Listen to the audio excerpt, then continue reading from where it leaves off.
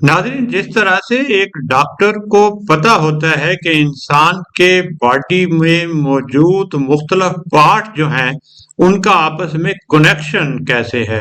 मसलन उसको इल्म है कि हार्ट का ये फंक्शन है, किडनी का ये फंक्शन है, लीवर का ये फंक्शन है और ये आपस में किस तरह से कनेक्टेड हैं और किस तरह से ये मुख्तलिफ पार्ट इकट्ठे मिल के काम करते हैं, ये एक डॉक्टर जानता है। इसी तरह से जो बिजनेस डॉक्टर है उसको भी मालूम होना चाहिए कि मुख्तलिफ फाइनेंशियल स्टेटमेंट का आपस में कनेक्शन क्या है और फंक्शन क्या है और किस तरह से ये आपस में एक दूसरे के साथ कनेक्टेड हैं और इनका मकसद क्या है। मसलन हमारे पास बेसिक 3 फाइनेंशियल स्टेटमेंट्स होती हैं। नंबर 1 बैलेंस शीट, जो आपको बताती है कि आपकी फाइनेंशियल पोजीशन उस पॉइंट ऑफ टाइम पे क्या है। फिर उसके बाद इनकम स्टेटमेंट, जो ये बताती है कि आपकी परफॉर्मेंस कैसी रही है। और फिर कैश फ्लो स्टेटमेंट आपको ये बताती है कि इस सारे प्रोसेस के दौरान आपका कितना कैश आउटफ्लो हुआ और कितना कैश इनफ्लो हुआ। मेरा नाम डॉक्टर सफदर हुसैन ताहिर है। मैं एसोसिएट प्रोफेसर हूं Lalpur business school, government college, university Faisalabad. मैंने पोस्ट डॉक किया है UWA business school, the university of western Australia, Perth से। तो आइए समझने की कोशिश करते हैं कि ये 3 फाइनेंशियल स्टेटमेंट, जिनको मैं बेसिक फाइनेंशियल स्टेटमेंट कहता हूं, ये इनका आपस में कनेक्शन कैसे है। इससे पहले कि हम इस डिटेल में जाएं तो ये भी समझ लेना जरूरी है कि ये बेसिक क्या होती हैं। जब मैं अक्सर स्टूडेंट से पूछता हूं कि बेसिक का क्या मतलब है, तो वो कहते हैं बुनियादी, फंडामेंटल या ऐसी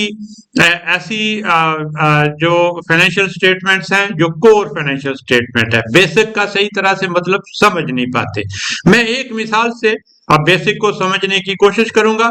मिसाल के तौर पर, अगर आप किसी डॉक्टर के पास गए हैं और आप मालूम करना चाहते हैं कि आपको खुदा न खास्ता हाइपेटाइटिस है या नहीं है, और डॉक्टर ने आपसे कह दिया है कि जी आप ब्लड टेस्ट भी करवाएं, आप अपना अल्ट्रासाउंड भी करवाएं और आप जो यूरिन टेस्ट है वो भी करवा के लाएं। आप पता लगेगा इन 3 टेस्ट के बाद कि जी आपको ये खुदा न खास्ता ये बीमारी है या नहीं है। अगर आप उनमें से 2 टेस्ट लेके चले जाते हैं और डॉक्टर साहब से कहते हैं कि डॉक्टर साहब बताइए, एनालिसिस कीजिए, तो डॉक्टर साहब कहते हैं नहीं, जब तीसरी रिपोर्ट आएगी तो फिर मैं आपको बता पाऊंगा कि आपको ये बीमारी है या नहीं है। यानी कंक्लूजन 3 फाइनेंशियल स्टेटमेंट के बगैर पॉसिबल नहीं है। तो वो 3 फाइनेंशियल स्टेटमेंट जो है अब वो बेसिक फाइनेंशियल स्टेटमेंट है। ये 3 फाइनेंशियल स्टेटमेंट जो बेसिक कहलाती हैं, वो क्यों बेसिक कहलाती हैं? क्योंकि उनके बगैर जो भी एनालिसिस होगा वो एनालिसिस जो है वो ठीक नहीं होगा। तो आइए उन 3 फाइनेंशियल स्टेटमेंट का आपस में और रिलेशनशिप मालूम करते हैं कि वो किस तरह से एक दूसरे से रिलेट करती हैं। तो ये 3 फाइनेंशियल स्टेटमेंट, ये शक्ल आपको नजर आ रही है यकीनी तौर पर। ये इस इंजन की शक्ल है जिसमें cash flow statement, balance sheet और इनकम स्टेटमेंट आपस में मिली हुई हैं। बैलेंस शीट में आपको पता है कि ये एसेट्स होते हैं, करंट एसेट्स होते हैं, फिक्स एसेट्स होते हैं, short term liabilities, long term liabilities और ओनर इक्विटी होती है। इनकम स्टेटमेंट में रेवेन्यू और एक्सपेंस होते हैं और रेवेन्यू और एक्सपेंस का नेट जो है वो नेट इनकम या लॉस होता है। और इस तरह से ऑपरेटिंग एक्टिविटीज कैश फ्लो की होती हैं, इन्वेस्टिंग एक्टिविटीज होती हैं और फाइनेंसिंग एक्टिविटीज होती है। ये इनका आपस में क्या कनेक्शन है, तो आइए समझने की कोशिश करते हैं। आपका जो बिजनेस है बेसिकली वो करंट एसेट और करंट लायबिलिटीज में चल रहा होता है। आपका बिजनेस क्या है? आपका ऑपरेशन साइकिल क्या है। मसलन आपके पास कैश है, कैश से आप इन्वेंट्री खरीदते हैं, इन्वेंट्री को सेल करते हैं तो अकाउंट रिसीवेबल बन जाते हैं, और अकाउंट रिसीवेबल से फिर कैश। ये सारे बिजनेस छोटा हो या बड़ा हो, एमटीएम हो, इंटरलूप हो, या वो रेडी वाला हो या शॉपकीपर हो, वो यही काम करता है। उसके पास कैश है, वो कैश से इन्वेंट्री जनरेट करता है, इन्वेंट्री को सेल करता है, और सेल करके अकाउंट रिसीवेबल और सम टाइम डायरेक्ट कैश में चला जाता है। तो आपका बिजनेस जो है वो यहां चल रहा है, करंट एसेट्स और करंट लायबिलिटीज में आपका बिजनेस चल रहा है। इस चलते हुए बिजनेस का फंक्शन क्या है कि ये रेवेन्यू जनरेट कर रहे हैं और साथ साथ ये एक्सपेंस भी जनरेट कर रहे हैं। अगर रेवेन्यू ज्यादा है, एक्सपेंस कम है, तो ये नेट इनकम है, और अगर एक्सपेंस ज्यादा है तो ये फिर नेट लॉस है। तो इस तरह से रेवेन्यू और एक्सपेंस का जो डिफरेंस है वो आपकी इनकम है या आपका लॉस है। इनकम या लॉस का इम्पैक्ट जो आपका ओल्ड इक्विटी है, यानी जो बैलेंस शीट में जो पहले की पुरानी इक्विटी है उसके ऊपर होता है। अगर इनकम है तो इक्विटी बढ़ जाती है, और अगर लॉस है तो इक्विटी कम हो जाती है।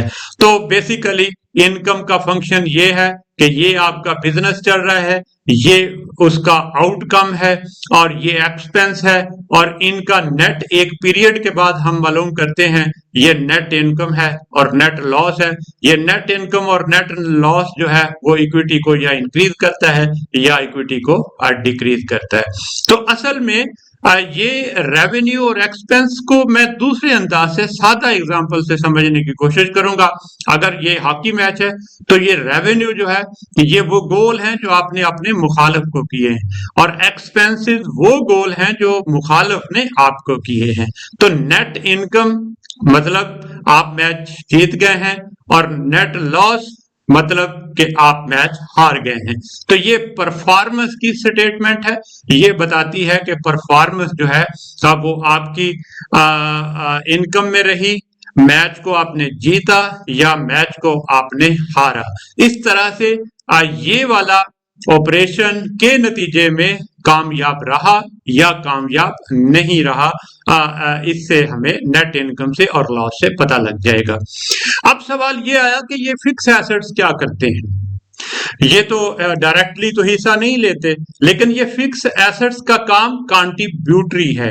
ये करंट एसेट को फैसिलिटेट करते हैं, यानी ये ऑपरेशन को फैसिलिटेट करते हैं। मिसाल के तौर पर आपका एक छोटा शॉपकीपर है, तो वो फ्रूट शॉपकीपर जो है वो फ्रूट मंडी जाता है, और वहां से वो चीजें खरीदता है, और चीजें खरीद के बेचता है, और बेचकर रेवेन्यू, एक्सपेंस और इनकम बनती है।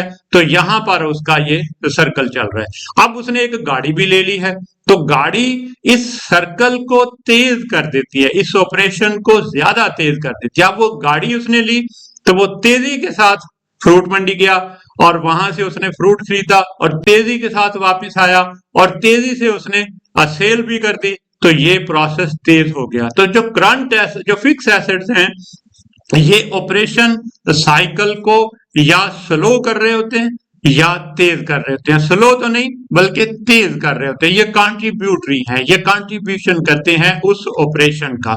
तो यूं कहिए बैलेंस शीट में दो बड़े आइटम्स होते हैं, करंट एसेट यहाँ ऑपरेशन हो रहा है, और फिक्स एसेट जो उस ऑपरेशन को फैसिलिटेट कर रहा है, और इसके नतीजे में रेवेन्यू और एक्सपेंस होते हैं।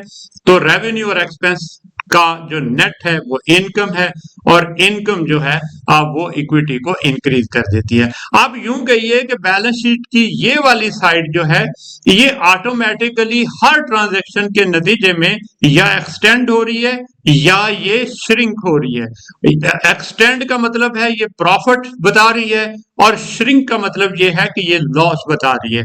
हर ट्रांजैक्शन का इंपैक्ट यहाँ पर आपकी बैलेंस शीट को बढ़ा भी सकता है, कम भी कर सकता है। लेकिन ये चूंकि बेशुमार ट्रांजैक्शंस होती हैं तो हम फिर इसको उस तरह से काउंट नहीं कर सकते। तो एक पीरियड के बाद जैसे मैंने कहा कि एक मैच के बाद हमने देखा कि हमें कितने गोल हुए, और हमारे खिलाफ कितने गोल हुए, हमने कितने गोल किए और हमारे खिलाफ कितने गोल हुए, उसका नेट जो है मैच जीता या मैच हारा। अब सवाल आ गया, क्या इनकम रियल इनकम है? समटाइम्स ऐसा होता है कि इनकम रियल इनकम है, क्योंकि इनकम जो है वो आपकी सेल है, अकाउंट रिसीवेबल भी हो सकती है, यानी सेल या क्रेडिट पॉलिसी पे डिपेंड करती है। अगर इनकम जो है वो टोटल कैश बेस हो फिर तो इश्यू नहीं है, लेकिन जब ये कैश बेस नहीं होती तो हमें कैश फ्लो स्टेटमेंट की जरूरत पड़ती है। तो कैश फ्लो स्टेटमेंट में 3 तरह की ही एक्टिविटीज होती हैं।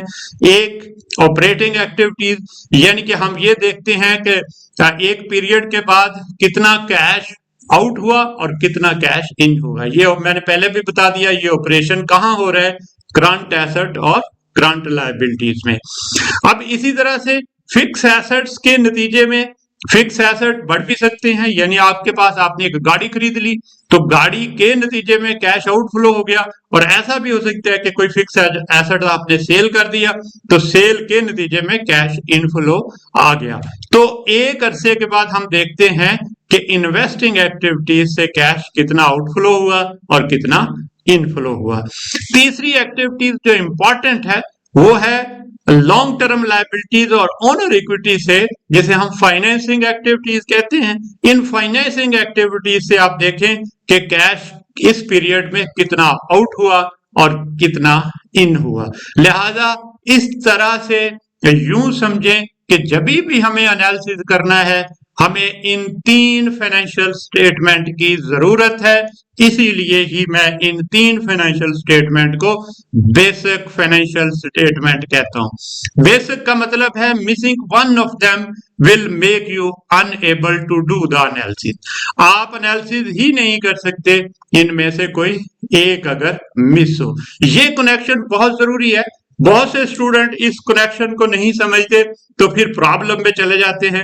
ये बहुत जरूरी है, ये बेसिक स्ट्रक्चर है जिससे कि आप फाइनेंशियल स्टेटमेंट के इंटरलिंक को समझ सकते हैं। एक दफा फिर ब्रीफ करता हूं, ऑपरेशन यहां हो रहा है, इस ऑपरेशन के नतीजे में इनकम है, इनकम इक्विटी को इंक्रीज करती है और लॉस इक्विटी को डिक्रीज करता है। इस ऑपरेशन के नतीजे में कैश एक पीरियड के बाद हम देखेंगे कि आउटफ्लो कितना हुआ, इनफ्लो कितना हुआ, तो ये ऑपरेटिंग एक्टिविटीज है। और इस ऑपरेशन के नतीजे में हम फिक्स एसेट के नतीजे में हम देखेंगे कि 1 साल के बाद कितने फिक्स एसेट बढ़ गए, इस फिक्स एसेट के परचेज करने की वजह से कैश आउटफ्लो कितना हुआ और किसी फिक्स एसेट के सेल करने की वजह से कैश इनफ्लो कितना हुआ, तो ये इन्वेस्टिंग एक्टिविटीज हुई। लॉन्ग टर्म लायबिलिटीज और ओनर इक्विटी के नतीजे में जैसे डिविडेंड है, जैसे लोन आपने बाहर से लिया है तो जहां लोन को रीपे किया है तो ये आपकी फाइनेंसिंग एक्टिविटीज है। तो इन फाइनेंसिंग एक्टिविटीज के नतीजे में कितना कैश आउटफ्लो हुआ, कितना कैश इनफ्लो हुआ। लिहाजा ये तीनों फाइनेंशियल स्टेटमेंट का जब आपको लिंक मालूम हो जाएगा तो समझ लें आप एक बिजनेस एनालिस्ट के तौर पे काम कर सकते हैं। और अब आप समझ गए कि किस तरह से इन फाइनेंशियल स्टेटमेंट का आपस में लिंक है और किस तरह से हमने इन फाइनेंशियल स्टेटमेंट को समझना है। मेरी इस वीडियो से यकीनी तौर पर आप समझ गए होंगे कि कैसे ये अकाउंटिंग जो है वो एक आसान चीज है और इस अकाउंटिंग को बड़ी आसानी के साथ आप समझ सकते हैं। आखिर में मैं वही बात करूंगा कि मेरी वीडियो को ज्यादा से ज्यादा शेयर कीजिए, ज्यादा से ज्यादा लाइक कीजिए और कमेंट कीजिए। अगर किसी चीज की आपको समझ नहीं आई तो आप इसी वीडियो में इसी चीज के ऊपर आप कमेंट कीजिए, मैं आपको रिप्लाई करूंगा। मैं आप आखिर में आपको अल्लाह हाफिज कहूंगा। बहुत शुक्रिया।